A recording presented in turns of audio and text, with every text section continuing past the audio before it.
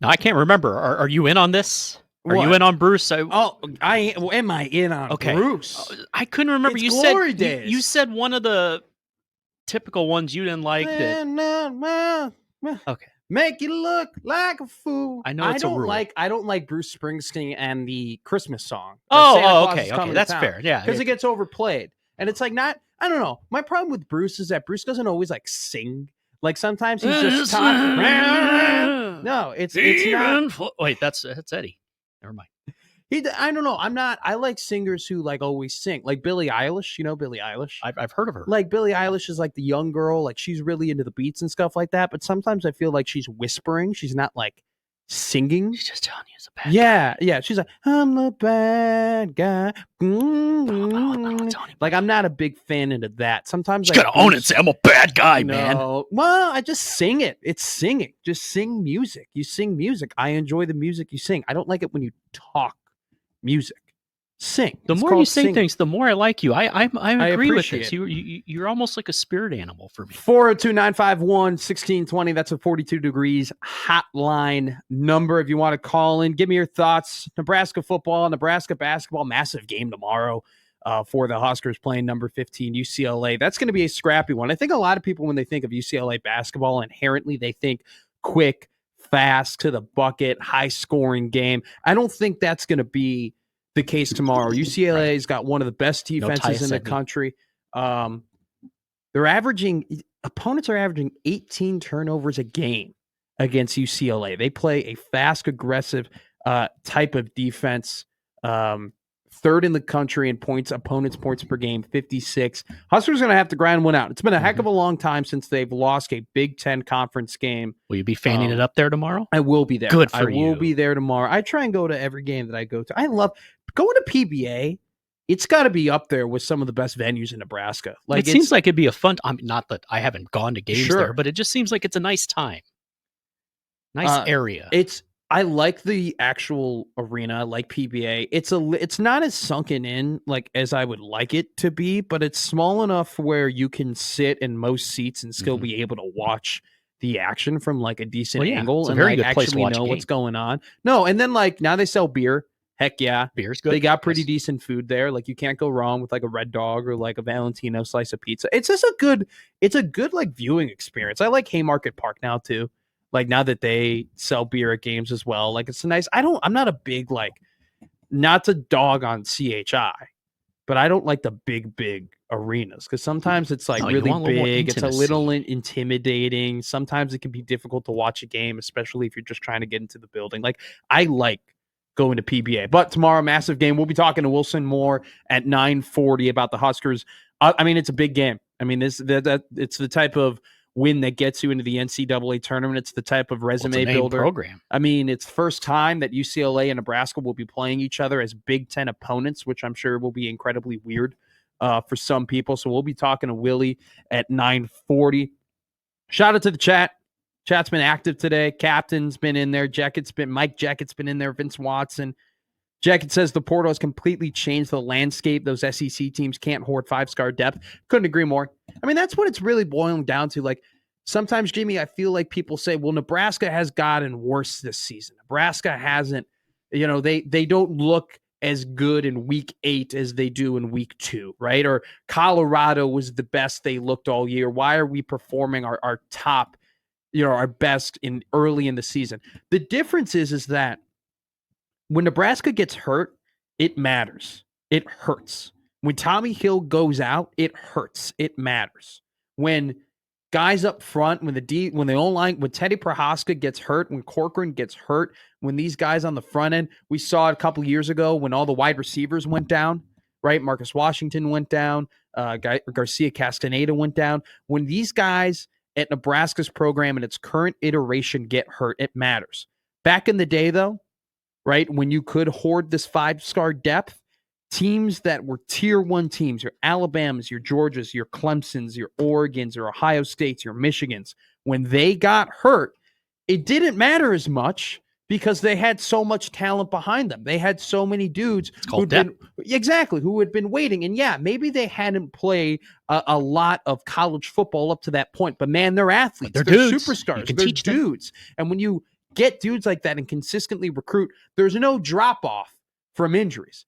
That's where Nebraska is trying to build right now, right? And Matt Rule, I feel like, has done a really good job of we just got to get guys. We just got to get as many guys as possible. We just need to get dudes in Nebraska. We're going to over recruit. And then if they leave in the portal, fine. But we're going to make sure that we're going to keep our core players. And I think that in the transfer portal era, it's increasingly difficult to do that because there's never been more options for an athlete now than there's ever been. There's never been more opportunities for athletes to go to where is best for them. It used to be, look, your first decision was really, really important back in the day. It was really, really important when you made those visits and you talked to those coaches because, man, if this is wrong, it's going to be a while for me to transfer. I'm going to have to get a waiver. I'm going to have to sit out a year. It's going to be a really big risk for me to go to a different program. Now you were discouraged from transferring. Exactly. Now it's like, well, if this doesn't necessarily work out, then I could go somewhere else. Like, I can find a better opportunity elsewhere. And you can get into the weeds in that conversation of whether or not it's good for the sport because, guys can be making decisions for money, and then be like, well, I'll just go here for the bag. And if it doesn't work out, I'll go somewhere else. But the point being is that it's just going to be really hard for the SEC to be the SEC of old because they don't get to hoard that talent. Well, everybody anymore. Gets to do it. Everybody gets to pay. Everybody gets to develop. Everybody gets to go and grab your players. And talent acquisition has never been more important. But more important than talent acquisition is player development. It is way more important now than ever to develop talent because you're going to be getting a little bit less talent because there are going to be way more people who are going to be able to go and get those guys and swoop in. I mean, you got to start thinking a little bit that these teams in the South are looking at Nebraska and being like, man, how did they make an impact in Florida? How are they?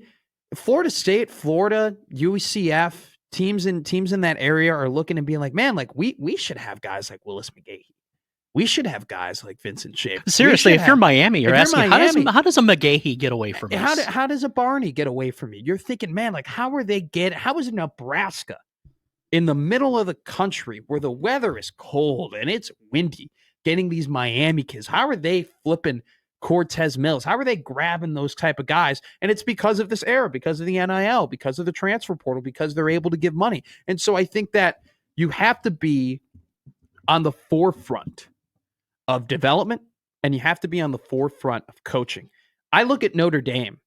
They're on the they recruit well. They recruit really, really well. Marcus Freeman is able to connect with these guys better than I think. He made Notre Dame likable. Incredible. Because you're not wrong. There are a lot of people that don't like the Irish just like you. Yeah. And it's completely like, yeah, of course. Nobody likes them. Exactly. Marcus Freeman has done the impossible. He's made them likable. But what he's also done, there's a reason, is he's developed these guys. Because look, you talked to Notre Dame fans 2 years ago, and they were losing to Stanford at home. They were losing to Marshall at home. There were some real questions of whether or not he was the guy. There were some real questions of whether or not he could do it. There were people looking at each other and being like, maybe he's in over his head. Maybe we should have made the splashy hire. Maybe we should have gone out and got the big money guy. Maybe this kid, giving him this opportunity, he's a good DC, but maybe he's not a good head coach. Yesterday, he proved. He's not just good. He's not better. He's great. Yep. Who outcoaches Kirby Smart? And even Kirby's face at the end kind of be like, they got us, man. Who outcoaches Kirby? No one's done that. The last couple of years, no one outcoaches Kirby Smart. And he's so steady. The roof could be falling in. And Marcus Freeman's like, we're good. We got a plan. We're going to be all right. But what has he done, man? He's gotten these guys. He's gotten this talent. He's gotten them to believe in him and believe in his defense. His offense, look, I'll continue to give them crap because I don't think they don't look like a national championship offense. That's neither here nor there. You could have said that about 0-2 Ohio State, even though they had Mo Claret. That's a good point. But that defense, man, they fly around. That's his defense, and that's his scheme. That's his belief, and they play for him. And so, but he's getting this talent. He's developing this talent. I was watching the game yesterday. And when you watch games like that and you have Nebraska football on your mind and you're drinking a beer or two, which, by the way, is football a beer watching sport? Absolutely. Is it? No, but is it only beer? Is it weird to have anything other than beer when watching football? No, you can have whatever you want. Some people want the hard stuff. But can you have a hard stuff the whole time during a 60-minute game? Wouldn't that be a little difficult to have? I mean, you're going to kind of have Tito's to and sodas. Oh, 3? Yeah, you could have 3. You could 3 or 4. Hell yes. Now you're not chugging them. If you're chugging them, then that's kind of I think the social acceptable way to watch football is a beer, and then you mix in one mixie, and then you go back to beer. Okay. Is that a hot take? I wouldn't say it's so much a hot take, but it's definitely one I should test. If you're having multiple hard liquor drinks during a football game, I'm not. Remember, this is Nebraska. There are a lot of people listening. They're like, you're still going to be my look. I'm still going to love you. You're still going to be my friend. I'm just going to be like, oh, okay. Like, oh, you go hard in the paint.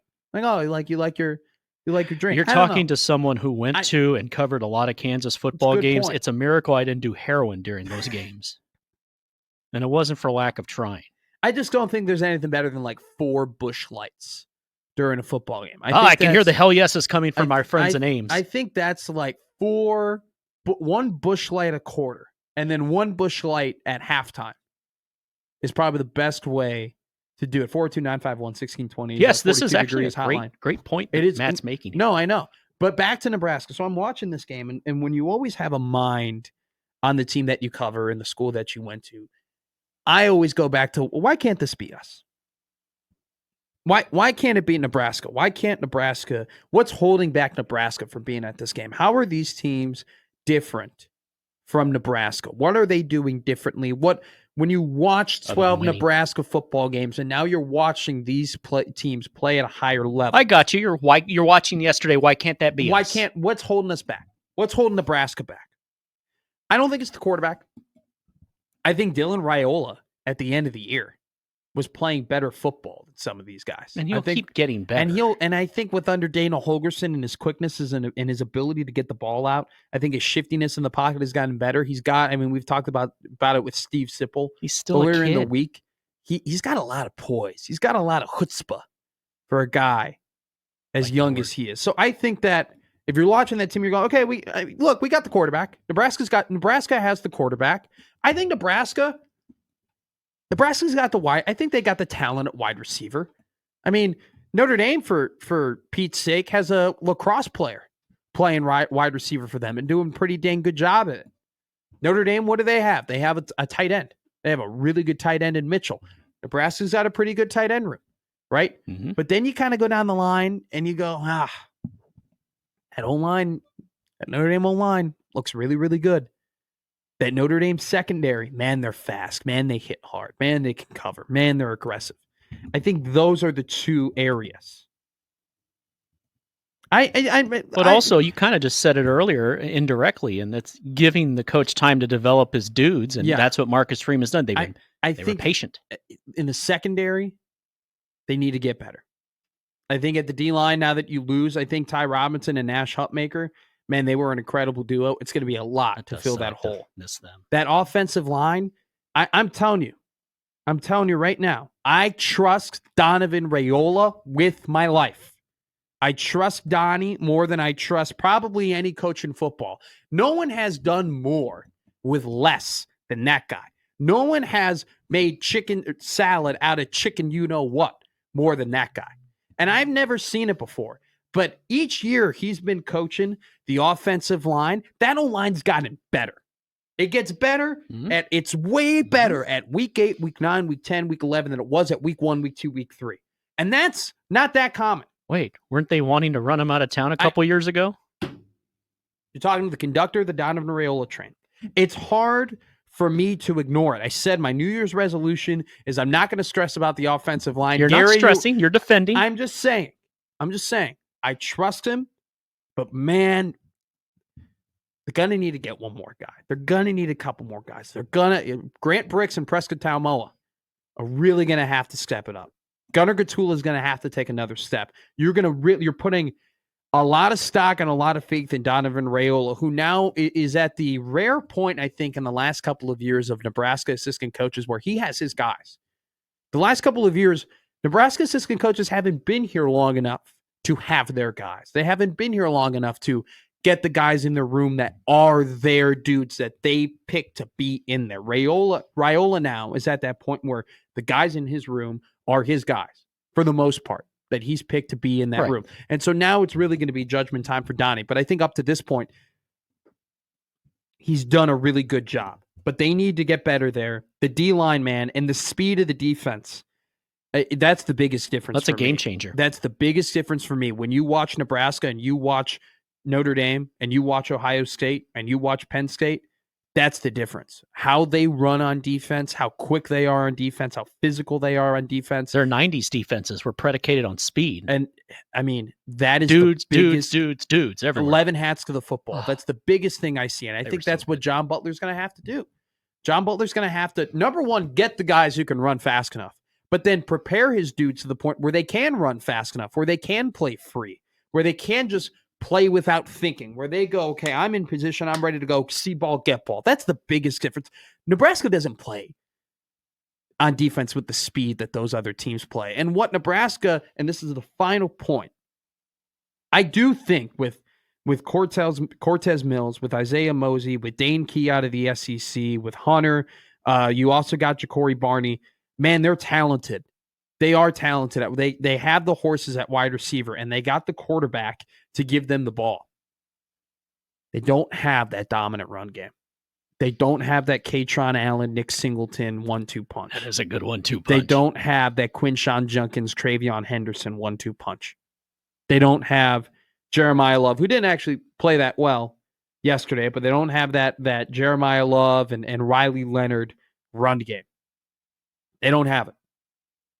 If you're going to win in Northern football, if you're going to be in the position that these other Big Ten teams are in, that a team like Notre Dame who plays in cold weather consistently like Nebraska does, you need to have that dominant run game. You need, and look. Well, yeah, it hurts to tackle them when it's cold. I wasn't born in the 90s, but what does everybody talk about when they talk about when Nebraska was the team? What do they had? They had Phillips, right? They had Husker power meant something. They had, and now into the 2000s, right? Amon Green, and they had Rex Burkhead in the 2000s, and Amir Abdullah, and they had Damon Benning was, maybe not up to that level, but still a heck of a running back. Damon Benning was. They had the horses, they had the dudes, they had the run game. They've been missing that, and it's no surprise to me that this team and the style of which they play hasn't been as successful. It doesn't surprise me that they haven't reached where they wanted to reach without having those horses in the backfield. So those are the two things. The speed on defense is night and day between these college football playoff teams and Nebraska, and the running backs, man. The running backs it's noticeable. It's noticeable how physical they are, how fast they are, how fierce they are. And what I love about it too is that their team and their offensive line, they dive into that. They like that identity. They like pounding the football. They like punishing you. They like playing it. Now, I think Rule, when he came in to Nebraska, had an idea of what the Big Ten was like. And I've said this before. I don't think Big Ten experience is the end-all, be-all when hiring coaches, but it is important. And it's different. But you get people on your staff that know it. But he didn't really have people on his staff who knew about Big Ten football, who had been in the trenches like that before. I think the only one was Raiola, right? I mean, Garrett McGuire didn't have that experience. No. Satterfield, I don't think, had that experience. Oh, well.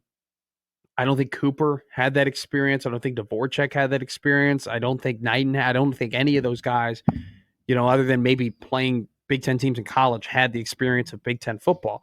All this to say, I think it was Matt Rule had an idea of what Big Ten football was, but he didn't really know it. And I think he went into it thinking, okay, this is how we're going to play, and this is what Big Ten football is. And I think that might have constrained himself and constrained the offense and the offensive identity and idea that Marcus Satterfield had, where Satterfield was way too focused on pounding the ball and running out the clock and having time of possession more so than he was worried about actually scoring. where Big Ten football can be about physicality and can be about running the ball, but you still can be aggressive. It's way more open. You can be way more creative in what they do. And I think that's why pivoting to Holgorsen has been by far the best move that he's done within his coaching staff so far. Well, credit to him for getting over himself and saying, hey, like he said, I need somebody that knows a little bit more, so I went and got someone. Not many people would have the class and fortitude to sacrifice their own ego. No, I'm telling you, we're going to do it our way. There are lots of coaches like that. But when you say, no, we're going to make a radical change. Why? Because I was hired to get this right. Yeah. And this is going to help us get it right. So let's go. Let's do it. Well, and I think that's why Dana's here. He's that UCLA loss kicked him in the ass. Yeah. And the panic button, because I think they were a little nonchalant in that program. I think they were like, look, typically we only win one. Like, this is what we do. Year one is a rebuilding year.